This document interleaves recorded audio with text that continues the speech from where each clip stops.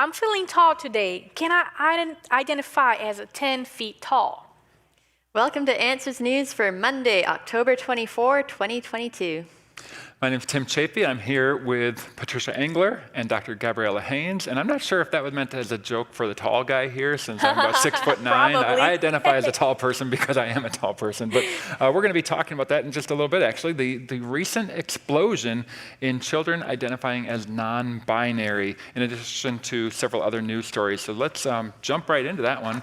This one comes from Maryland. There's a school district there where the number of students identifying as non-binary over a 2-year period went up by 582%. Almost 600% in 2 years. Right, and so we're not talking about there was one student in this school and suddenly there were 6 students. This went from 35 students in 2019 up to 239 who are identifying that way. So if the argument that we've heard for a long time that people are, that this is how they are born, or that you wouldn't be seeing these drastic changes like this. It would be something that would be kind of holding steady at the same time. But instead, what we are seeing from social and cultural pressures, we're seeing this drastic increase in these numbers.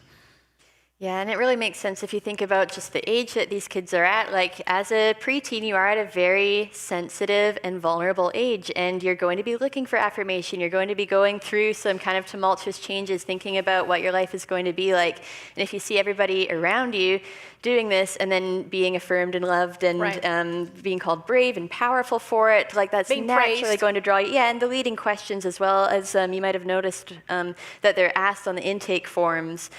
I believe you pointed that out as well. Yeah, and also the other thing, it's also media, right? You go and you see series, you see movies and music, and all that talking about and affirming and praising and honoring those people. So you just feel like, hey, I want to be accepted, especially in that age, like in the school system that they're talking about here in their age, they want that affirmation. And it's just like they feel embraced, and that's how it happens, but it's just really, really sad to see the situation that we as a country, and that's not only happening here in the United States, it's happening in my country, in Brazil also. This push, for this idea, which brings a lot of confusion and no sense of reality, and it's not helping any one of those teenagers. Yeah, that's one of the things that's, it's sad already, like we were talking about, but there's something very sinister going on as well. You're going to notice a theme in a lot of these articles. There's really an attack on the family. And in this particular one, the students are not only asking how they they're being asked how they identify, but also how supportive are your parents or guardians on a scale of 1 to 10 of your decision to be classifying yourself as non-binary or whatever. So then, of course, if the parent isn't supportive enough, guess who's going to come down on them? And it is quite sinister, actually. And so we're seeing a lot of that. And Patricia, like you talked about, at that age, when the kids are already feeling at odds with their parents, almost like naturally by the time you're about 12, 13, 14, because you're getting to that point where you want some independence, and yet it's easier for parents to think that they're still like kids because in many ways they're still acting that way. And so there's always that tension often that tension at that age, and then to be driving a bigger wedge from within the school doing that, it's sinister. Yeah, and you see attacks on families and attacks on youth as a very common strategy for revolutions, because it influences the future generation and it destabilizes the family unit, which is this pillar of cultural stability. And if you just think of it on a spiritual sense, like this is also kind of a hit to the most vulnerable part of young people's identity at the age when they are the most vulnerable, and at an age when you can really get them to make decisions that will impact their future health as well. So you can see that if you wanted to do, for spiritual reasons, an attack on the family, this would be a very effective way to do that. Yeah, and as you said, they're attacking the future. They're attacking their own family, the next family, because those are the teenagers. Those are the ones that in more years, they're going to be, finding someone and getting married. And then if they're understanding the world that way, they're going to be teaching their kids also those things. And it's just really sad, because we know that it's not you said that, I thought it was really well put. It's not a nature thing, right? It's a Nature, Yeah. the nature nurture thing. yes. So they're being nurtured, on those things, and that's the sad point on that. That is not something that they are. They're just being taught that they are like that. And some of this, I mean, I think we would recognize some of these are doing it just because that's what they're feeling like you're pressured to put down as an answer. That's the cool answer. That's the one that might upset my parents or whatever. It's just, so it's not like that many truly are necessarily identifying that way. Yeah. But still, that's a very high number. And this is not a small school district. This is the largest public school system in Maryland, the Montgomery County School District. So this is it's very sad news out of Maryland, but it's not unexpected given our culture, given what young people are being taught, not just at that age, but if you go back even when they're younger, they're being, and I'm going to use this word, they're being groomed to think that way. Right. From the media they hear, from the books that are being read to them or being assigned to them when they're in elementary school. This is something that has been a major push within our culture for the last 2 to 3 decades, and we're seeing the fruit of it right now. Yeah. All right. Well, on a similar topic, a physician assistant sues hospital over firing for refusing to participate in sex change surgeries or to cave to their pronoun policy. So this is a person who was fired from her position. Her name is Valerie, and she filed a lawsuit against Michigan Health West because she was required to take this training program, even though she wasn't hired for this sort of procedure. And they told her that she needed to take part in this training program where she would have to use the patient's preferred pronouns and where she'd have to participate or at least observe these sex change operations and other things, and she refused, and as a result, she was fired. So she's filing a lawsuit. Yeah. She was not hired for doing that. And she has the right because of religion exemption, right, to not do it. And I think somewhere in this paper talking about like, oh, so you don't want to do it, just don't come to work for us. But the point is, she was not hired for that. She was hired to do something else, and now she's being required to do a training and to change the way that she thinks, to participate on cutting pieces of the body of people off. And some of them, sometimes, it's going to be the next article, right? Yeah. It's minors. It's minors. Yes. Teenagers. So I mean, it's just they don't only want you to respect. They want you to participate, and they want you to embrace the idea. That's the problem. That's the huge, huge problem that we can see here. And then this is not a new thing. There's a lot of people, just people in the hospital, people in school, just being fired because they don't want to participate on those things. Right. We cover something like this, it seems like at least once a month where there's a case like this, or more often than that. So it's very common. Yeah, and it makes sense if you think about it as what the unofficial state religion is in North America. It has this religion of man's word where basically feelings become the authority for truth to the extent that if you resist affirming another person's feelings-based identity, you're basically committing heresy. You're breaking a blasphemy law, which is often punishable in a lot of cultures, and we're seeing that here as well. And I did notice a couple of things, though. For instance, the hospital CEO was saying our mission requires us to relentlessly advance health for West Michigan, and there's no room in that mission to exclude anyone. But if you noticed in that statement, there are a couple of things that you can watch for. One is straw man fallacies, where you misrepresent an opposing perspective. So in this case, the doctor isn't advocating for excluding anybody. That's a misrepresentation to make it sound weaker. There's also something called an either-or fallacy, where you're given only 2 options that you have to pick from when they're not the case. So it's setting it up as if either you force every doctor to fully go along with this philosophy, or you're excluding patients from receiving healthcare that they need, and that's a false dilemma. What's the third option? Yeah, there are Some other doctors, options. some doctors do this and some doctors don't, Yeah. and nobody's denied the treatment. You just don't have to participate in it if you don't want to. Exactly. There's a third option. Yeah, and if they were really concerned about exclusion, that's what they would do, because otherwise you're excluding religious diversity, but they don't want religious diversity because you want to advance the state religion, which is based on this feeling. And at the end of the day, they always going to exclude the people that don't follow the way that they think. So they're very inclusive, but not the people that think differently. And that's not inclusive at all.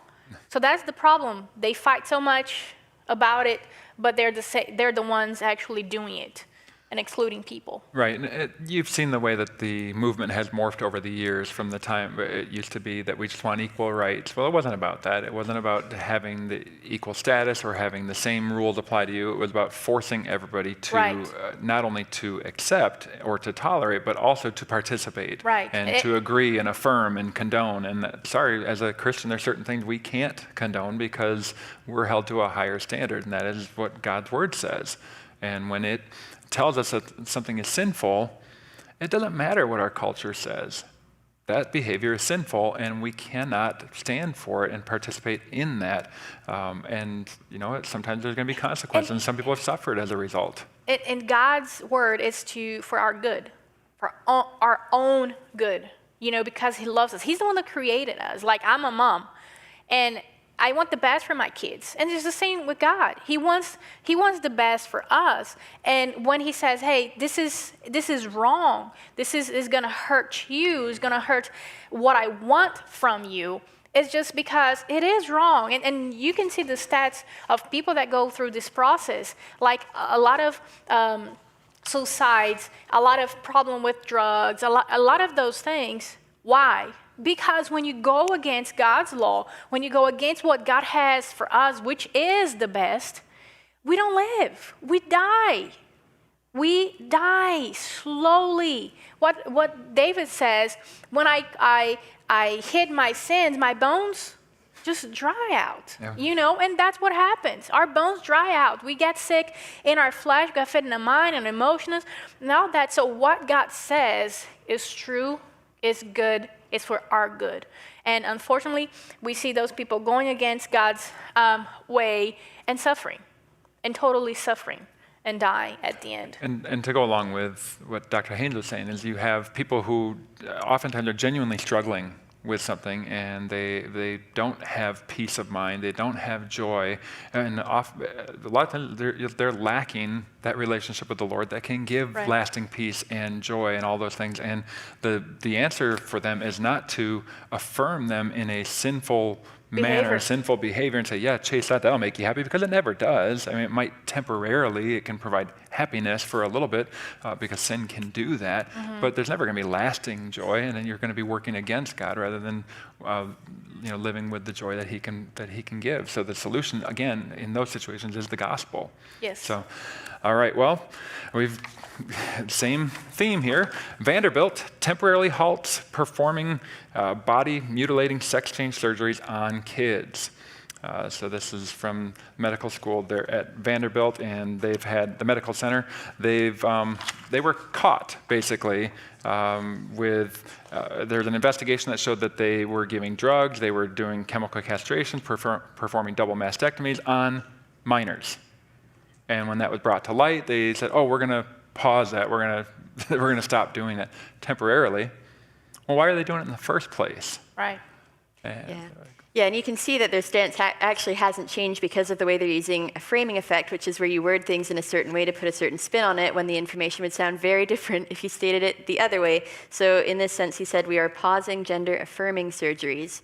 Well, it doesn't always mean that if you affirm one thing, you're denying something else, but in this case it does, and if you think that through, you can see the other way that he could have said it would have sounded very different.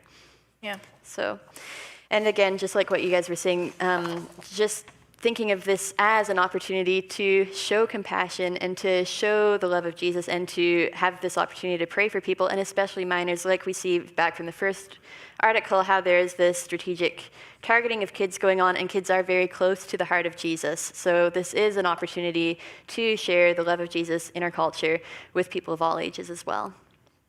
And sadly, a lot of times the young teenagers making these decisions to get these sort of surgeries, a lot of times it's a peer pressure thing or pressure from their teachers. There have been many instances where a child wanted to go in for one of these and the parents moved them out of that situation completely, and they actually, some of this research has been done saying that's the best approach, is get them away from that group of peers, and then suddenly those desires go away. And that's not to say that there aren't some people who genuinely struggle with who they are. Sin can blind you to the truth, no matter what issue you're talking about. Yes. So there are people who genuinely struggle in certain areas, but in this certain thing, there has been such a huge upward trend in the last 10 to 15 years, especially among young ladies, to think that they're non-binary, or to think that they are really male and they think they need to go through these surgeries. It's tragic to see what's happening to our young people out there in our culture, and then to have whole industries, if you can call it that, like our school districts and our medical industries, just jumping right on board saying, yep, this is what they need. And some of those times, we have covered articles talking about that, like parents don't even know what's going on. They're in school and parents don't even know what's happening. Some of them are actually start the process of taking the hormones, and the parents do not know. So in this case, the young lady can identify as transgender. She can diagnose herself. It's the only thing you can do, the situation where you can diagnose yourself, say, I have this, go in and demand testosterone and get that without your parents' knowledge. In certain places, that's happening. Yeah, so, and the biggest problem is some of those kids that go under those surgeries, those hormones, some of those things, you cannot go back. You cannot go back. It destroys their life. It destroys your life forever. Forever. And like, can you just imagine like how hard that thing is going to be for the rest of their life, just because they thought something, they identify as something, and now I'm just like, goodness, it's just like, this culture needs to have a Wait 10 years, we're going to see a lot of people who are... because the culture is destroying kids, family, just as it was nothing. It's interesting, yeah, from a bioethics perspective too, because minors aren't normally considered competent to make their own medical decisions, which is why you have parents as proxy decision makers normally. So there's potentially a bit of a double standard there. Yeah, absolutely. All right, well, let's get on to one that I think Dr. Haynes is going to like a little more. She's a paleontologist, so this one I think she's going to enjoy a bit more. Yeah. Dinosaur mummies may not be rare flukes after all. So this is referring to certain fossils that are found where the skin of especially like in this one, the dinosaur, they call it a mummy, even though it's not wrapped in, cloth or anything like that. But the skin is very well preserved, and it's always been assumed in many of these cases that this means that it was buried rapidly. It didn't have time to decay, which is what we say about fossils in the first place. So we've always looked at these and said, see, this is what we've been telling you all along. Well, this article comes along and says, well, not so fast. Maybe it's not proof that they were buried rapidly. Is that really what they're saying, Dr. Haynes? Yeah, they're saying that, and I think that one of the reasons that they might be trying to bring another way, it's because they want to go against one of the arguments that we creationists would use, right? About the rapid fossils. burial. The rapid burial that we normally use to explain the fossil and the quality of the preservation of those fossils. And we say that, of course, because of the global flood, provides a great explanation for the vast majority of the fossil that we find out there. But also, this is not only a creation or Christian argument. This is, for example, when I went to a secular university to do my master's and my PhD, the classic book written by a secular scientist, the first thing that he said about how to have a fossil, how can you get a fossil, you have to have it rapidly buried. So that's not just Christians that use that, but they're trying to come up with something else just to explain. My points are, every single time you see a paper, you have to see they're trying to bring up a solution on something, but they're basing on only one research. And this is a new research, so it hasn't been tested. It hasn't been applied to other things. It hasn't been questioned by others, So you have to check, okay, we have to be careful with this. The other point that Tim very wisely brought up when we were talking, it's just like when those animals, they were in the flood all together, trying to survive or trying to escape and all that, of course, some of them hurt each other, and there was no time for them to heal. So, and the reason that's relevant in this case is what happened is they found this specimen where there was apparently claw marks or bite marks or something, and so it didn't heal after that, and then it was buried, and so they interpret that as something that had died, laid there for a bit, was scavenged, and then it gets buried. So see, that doesn't sound like a flood right away. Well, even though that still could explain a flood could still explain that. Yeah, the flood but even then, it doesn't have to. It could have just been that it was bitten right before it was drowned. So either one of those still supports a flood model and not the slow and gradual. There's no problem with that. So first thing, it was only one paper. They're trying to explain something with something else that is even more complicated and unknown because they don't even know how the process really works. The other point is also that they're saying that the animal was bit. Because it was bit, the gas inside kind of went out and escaped, and it helped with the preservation. But the point is, they're only thinking from the inside out, but they're not thinking from outside. So it's not only the gases inside of the animal that makes the decomposition happens. It's also outside. What about wind? What about water? What about other minerals or any chemicals around from the water or from other animals that are dead all together? All those things together gonna make these animal decompose. So that's the point. They're only thinking from inside out, but they're not thinking the effects from the things outside, like sun, for example. It's gonna help also to decompose the sun, the water, the wind, all of those kind of stuff. And we have to be honest, like in any environment that you have those kind of animals, it's not only one that's gonna come and scavenger. Goodness sake, we know that. There's food, let's eat, right? That's what's gonna happen.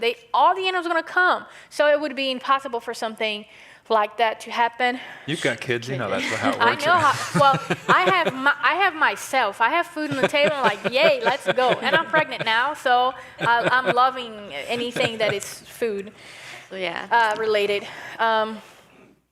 So it could still, have been buried pretty shortly after it died. But even if it did have time to dry out, like if a global flood came now, we would still expect there to be some roadkill things or whatever getting buried in various stages of decay. So it really doesn't dismiss the biblical argument as well. And it still doesn't explain away all the cases where something was buried rapidly, obviously, while it still was fresh and still did have its internal organs and things like that. We've talked about different examples of that as well. So it's almost like if you saw the deer from the side of the road with like the imprint of the grill from the vehicle, and that got fossilized. And that proves the flood didn't happen. No, it proves that this thing got hit by a car first, then the flood happened. So, all right, well, let's go on to the next one.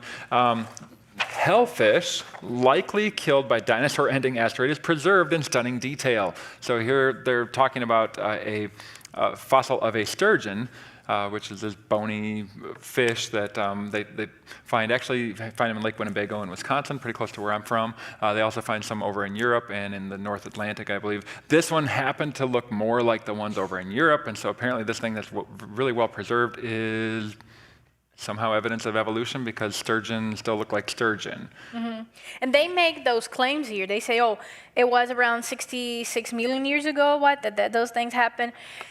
And they say they have a lot of clear sturgeon similarities. And then they say, at the same time, they also they say that they bear an expected resemblance to the modern day sturgeon.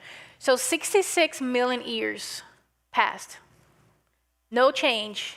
It's still the same that you can compare. It's like it's been reproducing according to its kind or something. Right. And it's the same animal. It didn't change at all. Did you read that in the Bible? I think so, yeah. Okay. Genesis or something. That's good. Bring forth after the kind. It's there somewhere. Yeah, and when I went to do my master's research at the American Museum of Natural History in New York, if you don't know which museum that is, it's the movie, right? Night at the Museum. Yeah. the movie The Night in the Night at the Museum movie, yep. The Night in the Museum, yes. So I did my research there, and my advisor, which is one of the 5 best one in my field, in the whole world, okay, in the whole world, he came to me and said, hey Gabby, I want to talk to you about something. I'm like, yes, sir. He said, so you're going to have to study a lot about the extent, the modern day insects, because I study insects. And I said, why? I knew the answer, but I had the opportunity. I asked why. And he said, because they look just the same. And then I said, excuse me, sir, so the fossils that I'm studying is dated 120 million years, and you're saying that they look just the same as the ones that we see today? And he said, yes, ma'am. And then I said, amen, but just in my mind, okay? I couldn't say it out loud. So, I mean, they're just the same. The reason why we can know, hey, this is a fish, hey, this is a mammal, this is a bird, this is an insect, because we can compare them. They're just the same. They look the same. No millions of years passed. So that's the point. He was not a Christian. He's secular. He's an atheist. He was saying that. And even if millions of years had passed, they still wouldn't change because they're gonna function according to the way that God has designed them, so that DNA is gonna keep them as what they were in the first place. You don't gain genetic material. You lose it. That's why a couple of years ago, I was young and beautiful. Now, wrinkles and all this and all that, that happens. We're gonna lose information. We're gonna just get worse. So that's the point. Things don't get better with time in evolutionary scale at all. Scale, fish, I like it. Good pun. Oh, that was a good one. Bodie and Rob aren't even hearing you had to do it. Yeah, something else I just thought was funny. I got to throw this in. Don't you love that quote where the article says that the fish were victims of a massive tidal wave that swept thousands of pounds of sediment into the water, burying them almost instantly? What does that sound sound like? Something Did that you you read about that somewhere. I think also Genesis. Genesis is a useful book. Oh, yeah, right. yeah. So let's go on to the next one. We've got just a couple more here, so we'll kind of move quickly. 8 out of 10 teenagers expect to cohabitate, study finds.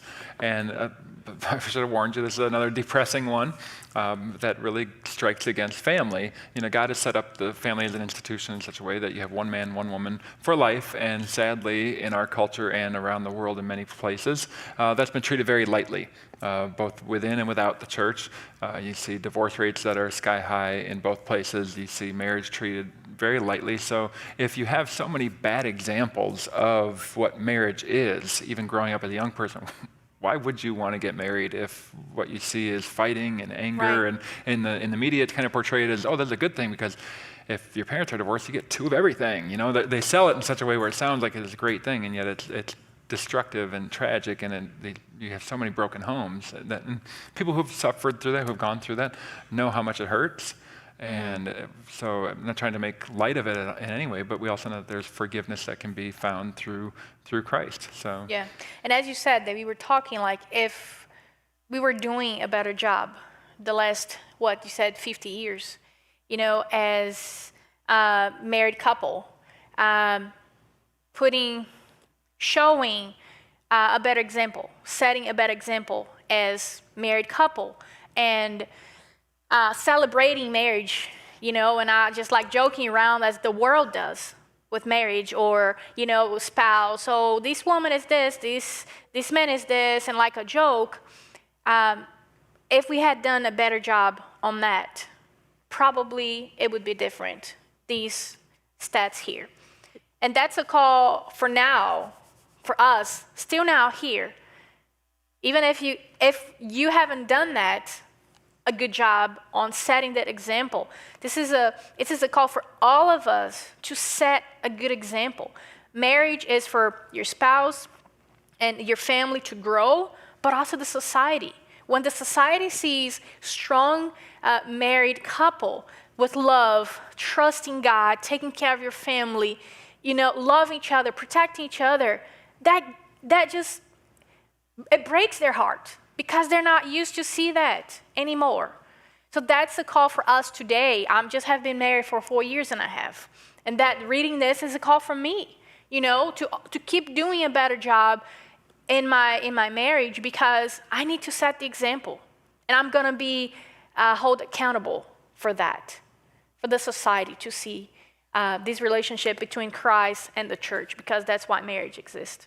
Yeah, it is interesting that like 9.5 teens out of 10, though, did say that they expected to marry someday. So on the one hand, that's encouraging. On the other hand, someone should tell them what my own secular university psychology books told me, which is that divorce rates are much higher for people who do cohabitate after that. So there's going to be this disconnect further downstream. But the author did do a great job of citing the loss of Genesis relevance as the reason for that and a return to a biblical worldview as part of the solution. So it's a good article if you get a chance to check it out. Yeah, and real quickly, going along with what Gabby said, I was shocked several years ago when I was a Christian school teacher. I took my students on their senior trip, and my wife was one of the chaperones, and about half of the students rode back with us. And during the trip on the way back, remember these are kids coming from Christian homes, and they told us that we were the first happy married couple they had ever seen. And I was shocked by that. I mean, I'm thankful that my marriage is great. I mean, we're over 25 years already. She's decided to stick with me that long. So, but it was very sad that kids, even within the church, didn't have an example of what a good, godly marriage of two people who really love each other is like. And so, yeah, it's a call for us to step up. All right, last one real quickly. 1 in 4,000 babies could be affected by an alternate route, or for Patricia, route, to human evolution. And well, you want to take it away? We've been taking all the time. We'll try to chat through this pretty quickly here. But basically, they're saying that another route that you can take for evolution is to take little bits of your mitochondrial DNA, so that's like the powerhouse of the cell, and import that into the nucleus, which has the rest of your genome in it. Now, it is an assumption to actually look at this nuclear DNA and believe it came from the mitochondria just because there are similarities there. That's already a bit of an assumption. We're not necessarily sure that's what happens. If it does happen, a couple things. One, you can get harmful mutations from it, which don't necessarily help evolution. On the other hand, they were saying that sometimes it could be used to repair breaks in the nuclear DNA, which sounds a lot like a really good design. So either way you slice it, it would end up confirming the biblical creation model. If you want to know more about mitochondrial DNA, I'd encourage you to go to our website, check out any resources by Dr. Nathaniel Jeanson. He is a genetics pro, has a lot of good stuff on there. Look up Dr. Georgia Purdam's stuff, and we have tons of resources that you can learn more about these things in more detail. And speaking of resources, real quickly, we've got, we were talking about this attack on the family, so we've got one here called the Gender and Marriage War, and we've got another one that's called Quick Answers to Social Issues. So those books are available here at both of our bookstores. We've got some resources there on fossilization. So from Dr. Andrew Snelling, he's our geologist on staff. And finally, we've got advertising our VBS program, which is getting more and more and more popular every single year. The last year that we did Zoomerang this last summer was very, very popular. And so next year, we've got Keepers of the Kingdom. Our team that puts these together does a great job of teaching biblical authority, beginning with God's word as the foundation, taking you back to the book of Genesis, showing why that's relevant, and they do a great job putting this program on. So look that up at answers.vbs. So, all right. Well, I think I forgot to mention that we've got a live audience here. So guys, thanks for joining us today. We're going to be live next Monday as well, right here from this room at 2 o'clock. We'll see you next time.